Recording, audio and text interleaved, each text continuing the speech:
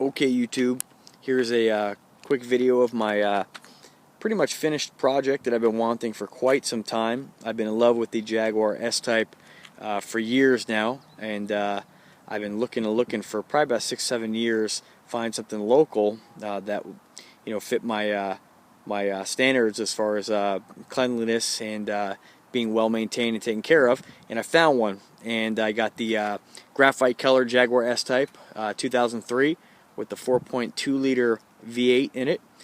Haven't done tons to it, but did a few things. Basically, how it sits, you're looking at I have well, let me give it a quick walk around here. I started off with the headlights when I first got the car.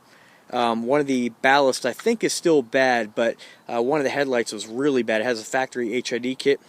I went ahead and added 12,000 K uppers using the factory ballast and igniter, and I'll turn those on later. And then I added 12,000 K HIDs in the driving lights down below, and then I added some LED running lights. Give you a quick walk around here. I had the windows tinted. I did 50% window tint on the front windshield, so it's subtle, but it darkens up the interior quite nicely. Makes it pretty nice driving too. You don't get any kind of glare. I did 35% on the driver's and passenger side front windows, and 20% on all the other windows all the way around. As far as the obvious here, wheels, I went ahead and waited for months to get these in. They were pretty hard to find, or hard to get, I should say. Even though this is not a super uncommon bolt pattern, it was still hard to get. These are 5-on-108s, which is a Jaguar S Type bolt pattern. They are 20 by 8.5 Lexani R4s in chrome, of course. They had to drill them and, of course, shave them to fit the car. Something Lexani does, and a lot of wheel manufacturers do, I believe. Next on the list is I actually have some cross-drilled rotors. I'm going to paint the calipers, paint the I guess the dust shield back here, and I have cross-drilled and vented rotors for the car. They're going to go on this week. Of course, I buffed out the paint, fully detailed it. Painted the side marker lenses, the front turn signals, and the side markers on the rear. They're done with nightshades. The car has been lowered on H&R springs. Me and my buddy did that. He showed me how to do it. It's nice that he was able to come up and do that for me. Les Schwab actually wouldn't lower the car. They said it was too difficult. I'm not clueless when it comes to suspension work. I knew it was going to be easier than like a Honda or a Toyota like my other cars, and it went pretty flawlessly. You tell the car has a really nice stance. Originally I was going to go 22s, but I just decided that I wanted the car to sit lower than stock and not be half an inch higher than stock with the 22, so I went to 20s. You can fit 22 on it, you just have to get the right wheel. I think the car looks perfect, really classy, a little bit lower. The car was dropped 1.3 inches using H&R springs. It's completely aligned. You didn't need to use any kind of alignment kit or anything like that, no shims. You can align it with the factory parts. Les Schwab actually did that for me, which they, for once, did something right. I'll give you a quick walk around to the back. I'm absolutely in love with the car. I love all my cars, but I've been wanting the Jag for a long time. Again, it's a used car. It's perfectly clean, but you always hope for good luck. But I've wanted the car for so long. I just love the body lines of the vehicle, so it really didn't matter how old the car was. I was going to get one at some point, no matter what. I mean, look at that, beautiful, beautiful car. I'll get a little closer here. Let me show you something else I did. I went ahead and added an exhaust system on it. I went ahead and went with I'll get kind of down there and you can see the cans. Believe it or not, I was going to go with Flowmasters. I'm a huge fan of Flowmaster. But for the price, I was like, you know what? eBay mufflers are so cheap nowadays. I went ahead and went with 2 N1 cans that you would find in like the shitty sounding Hondas around. You'll hear like they sound like a lawnmower.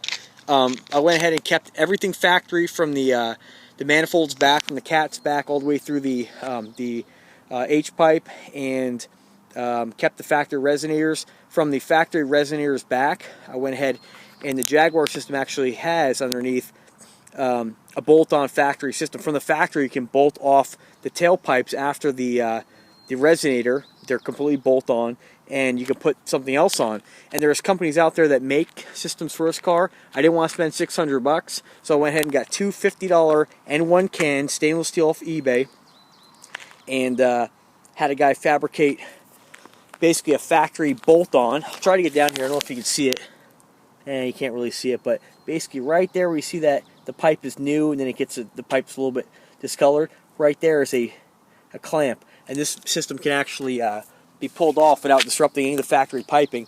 I did that because I wasn't sure if I was going to like the way it sounded on a luxury car, but you know, after I'm done with it, I'm like, I mean, they could have just welded on. It sounds fantastic.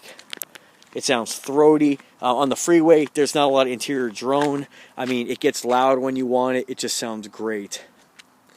As far as the system, I'll show you the box my dad built. And my dad's the builder. I tell him what I want to do, and he makes it happen. Excuse some of the parts here. It's for my brake setup here that I'm going to be doing here pretty soon. I'll try to keep that out of the picture. I went with a BAMF MOFO 12.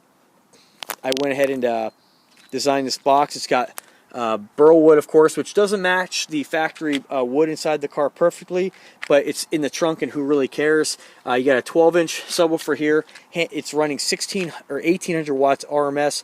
It'll handle 1600 RMS. It does get a little warm if you really crank it. It's ported, tuned to 34 hertz. Went ahead and did black vinyl to match the interior, and added the Jaguar emblems on it. For 112, this thing hits pretty darn hard. Unfortunately, I have a BAMF 5500 running this. I'm not going to show you the amp, but it's actually attached to the box.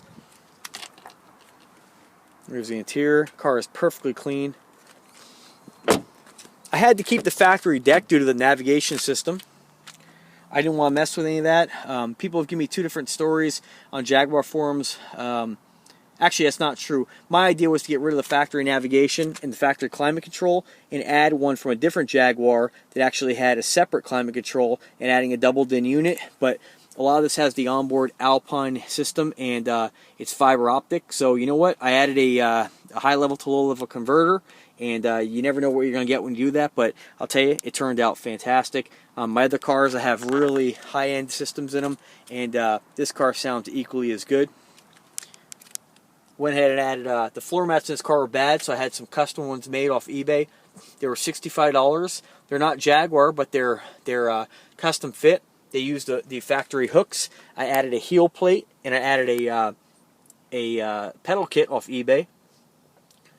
Turned out really nice. You can see the car overall is super clean. I haven't even detailed the interior yet, and it's perfect. That's why I haven't really been too motivated to do it, because it's so clean.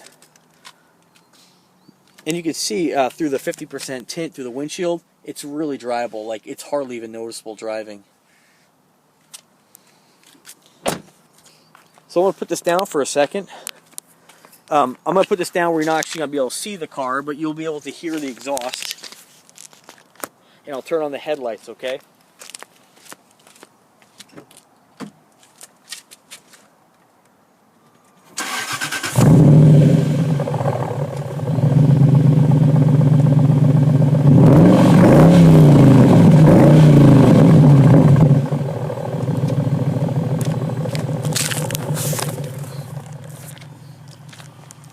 So there you have it, folks. I hope you liked my video. Mainly my channel is really about watches, but I'm a car enthusiast. I get what I can afford, and you know, I'll always continue to get new cars. I don't get rid of cars. I keep them forever, and I'm just passionate about cars. Watches are cheaper, so I have more of those. But oh, let me show you before our video is over. You can see the LED lights on the bottom there that I put into the lower air dam. And it's hard to tell in the picture, but these are 12,000 K HIDs. They have a real nice UV kind of purple violet tint to them.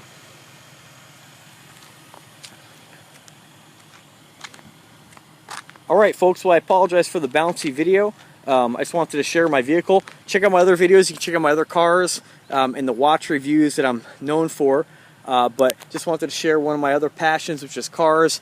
The next vehicle I get may be an XJ8. I'm not really sure. I love the Maxima 2010. We'll just have to see. I'm running out of driveway space, so time will tell.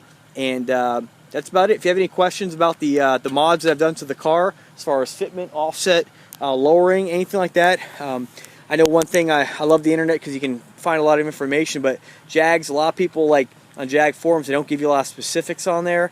And if you have any questions whatsoever about this vehicle that I can help you in any way, I'd love to do so.